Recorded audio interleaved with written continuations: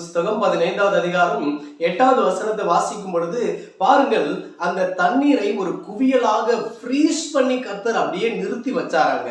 அருமையான தேவனுடைய பிள்ளைகளே, இஸ்ரவேல் ஜனங்கள் பிரயாணப்பட்டு போறதுக்காக அவர்கள் நிற்கும் பொழுது தடையாயிருந்த அந்த செங்கடலை கர்த்தர் பாருங்க தன்னுடைய கீழ் காற்றினாலே, சுவாச காற்றினாலே அனுப்பி அவர் அந்த செங்கடலை 2ஆய் பிரித்தாராம். 1100 மைலுக்கு அதிகமாய் உள்ள பெரிய செங்கடலை ஒரே ஒரு வினாடிக்குள்ளே கர்த்தர் பிரிக்க முடியும்னா, கர்த்தரால மாற்ற முடியும்னா, அந்த இடத்துல ஒரு வாசலை உண்டு பண்ணி ஜனங்களை அனுப்ப முடியும்னா, உன் கடனை கர்த்தர் மாற்றுவார், உங்க வேதனையை கர்த்தர் மாற்றுவார், உங்கள் பிரச்சனையை கர்த்தர் மாற்றுவார், உங்கள் வியாதியை கர்த்தரால மாற்ற முடியும்.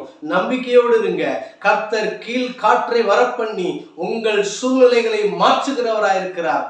கிருபையும் சமாதானமும் உண்டாகும்.